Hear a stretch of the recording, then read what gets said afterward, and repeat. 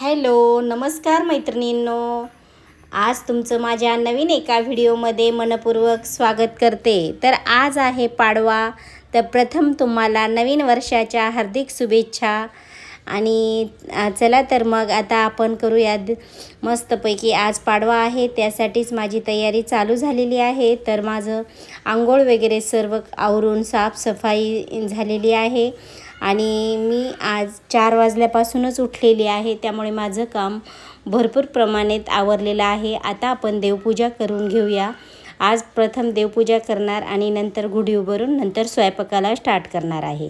तर माझं देवघर स्वच्छ पुसून झालेलं आहे आणि सुंदर असं पुसून सुकेपर्यंत आपले देव उजळून होतील, कारण आज देव पण उजळायचे आहेत. आणि असे चकाचक देव जेव्हा दिसतात ना, तेव्हा असं खरं तर खूप प्रसन्न वाटतं. आणि मला माझे देव असं देवघर इतकं सुंदर आणि उजळलेलं चकचकीत दिसलं का माझी ऊर्जा डबलच होते. आणि मला खरंच काहीतरी म्हणजे नुसतं देवाकडे जरी पाहिलं ना मी, तरी माझ्यात अशी ऊर्जा निर्माण होते. तर तुम्ही पाहू शकता, सुंदर असे आता आपले देव उजळून घेणार आहोत. आणि छान मी उजळून घेतले. आणि 8 दिवसातून एकदा जरी उजळले ना, तर खूप छान आणि पटकन निघतात, जास्त टाईम जात नाही. परंतु तुम्ही जर जास्त घाण होऊन दिले तर मग मात्र टाईम जातो आणि आपल्याला नको वाटतं आणि बोर होतं. त्यामुळे कधीच देव आठवड्यातून एकदा तरी उजवळायचे, किंवा 8 दिवसातून नाही झालं तरी 15 दिवसातून का होईना, पण एकदा नक्की करायचं. असे देव स्वच्छ केल्याने पटकन निघतात आणि पटकन आपलं काम आवरतं. तर पाहू शकता माझे देव सुंदर असे स्वच्छ झालेले आहेत.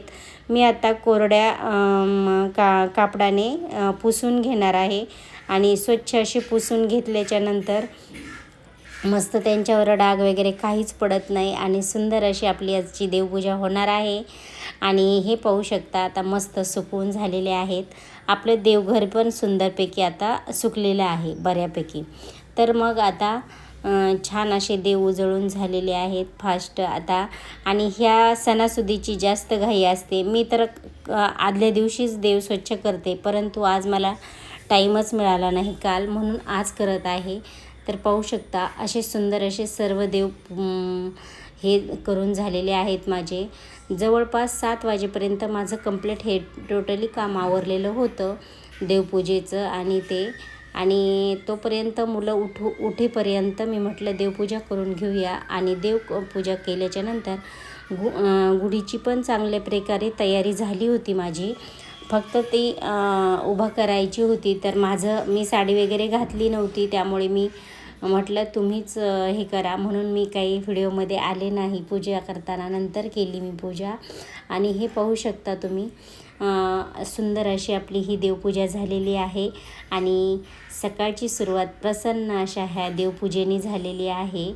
तर पाहू शकता छान सुंदर अशी ही माझी देवपूजा झालेली आहे. आणि उद्या परत प्रगट दिनसुद्धा आहे, परंतु आता मला पिरियड्स पण येणार आहेत, त्यामुळे काय माहीत नाही आता, म्हणून मी फास्ट माझं काम आवरत होते. तसं तर चाललं होतं की आता काय करणार काय, पण आता ते काय नाईलाज आहे. आणि हे पाहू शकता सुंदर अशी आपली ही देवपूजा झालेली आहे. पाहू शकता कसे सुंदर असं देवघर दिसत आहे. असं जर देवघर मी बघितलं ना, तर मला कामाला डबल एनर्जी येते. तर तुम्ही पाहू शकता छान अशी आपली देवपूजा झालेली आहे. आणि आता आपण गुढीची तयारी करणार आहोत. तर गुढीचंही साहित्य काढलेलं आहे मी साईडला. आणि हे पाहू शकता, आणि हे हार वगैरे सुद्धा आणलेला आहे. आणि मला काही आंब्याची डहाळी मिळाली नाही, म्हणून मला आता आर्टिफिशियलच आंब्याची डहाळी बांधावी लागेल. आणि मी ही साडीसुद्धा शिवलेली आहे आणि ही आंब्याची डहाळीसुद्धा बनवलेली आहे. तुम्हाला शॉर्ट व्हिडिओमध्ये दिसलंच असेल. आणि हे पाहू शकता ही अशी सुंदर अशी ही साडीसुद्धा तयार झालेली आहे. आता पुढच्या वर्षी आणखीन दुसरी मोठं म्हणजे कपडा जास्त घेऊन आणखीन चुन्या पाडून आणखीन छान अशी बनवणार आहे. सध्या हीच बनवलेली आहे, ही खणाची आहे. आणि ही 200 रुपये मीटरने मला कपडा मिळालेला होता. तर पाहू शकता अशा प्रकारे माझी गुढीची तयारी झालेली होती. आणि ही रंगोली मॅटसुद्धा मी बनवलेली आहे. आणि आता ह्यावेळेस मॅट असल्यामुळे मॅटचाच यूज केला आहे, रांगोळी काढलेली नाही. पण खरं तर रांगोळीनीच कोणतीही पूजेला स्वरूप येतं, परंतु टाईम नव्हता. आणि हे पाहू शकता छान अशी ही माझी साधी सिंपल पूजा मांडून झालेली आहे. आणि नवीन वर्षाचे असे स्वागतसुद्धा केलेलं आहे. पाहू शकता छान असं मस्त हे झालेलं आहे.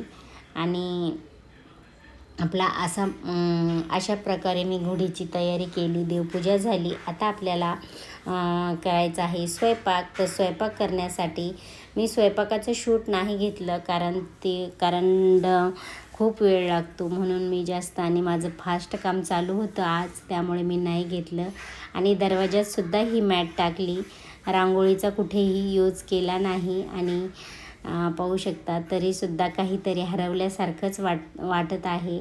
एक छोटंसं का होईना फूल असं दारात असावंच, कारण फक्त मॅट टाकूनही जमत नाही. तर आता आपण नैवेद्याचं ताट भरून घेऊया. आज आहे ही पाडवा स्पेशल थाळी. आणि पाहू शकता नैवेद्याचं ताट वगैरे भरून झाले, म्हणजे भरायचं काम चालू आहे. प्रथम मीठ ठेवलं, लिंबू म्हणजे खारट, आंबट आणि तिखट, आणि नंतर गोड.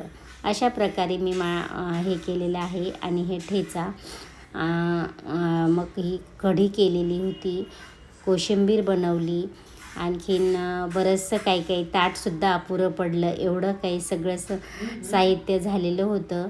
तर पाहू शकता छान अशी कुरडई पापड ठेवलेला आहे. आणि उडदाचे पापड बनवायचे आहेत, कारण संपलेले होते. तर पाहू शकता हे 2 पापड मांडलेले आहेत. आणि आता आपण पुरी आणि वरण भात, अजून आळूची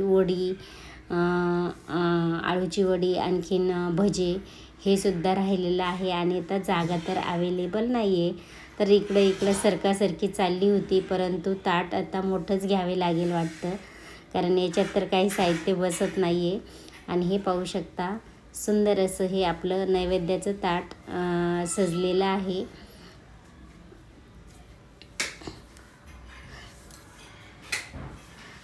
छान असं सुंदर झालेलं आहे, हे पाहू शकता.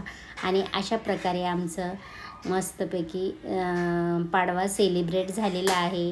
आणि आम्ही नवीन वर्षाची अशा प्रकारे सुरुवात केलेली आहे. तर तुम्ही नवीन वर्षाची कशी सुरुवात केली हे सुद्धा मला कमेंट बॉक्समध्ये नक्की सांगा. आणि अशी ही माझी साधी सिंपल पूजा तुम्हाला कशी वाटली, आणि हे देखील सांगा. चला तर मग नेक्स्ट भेटूया पुढच्या व्हिडिओमध्ये. तोपर्यंत बाय बाय.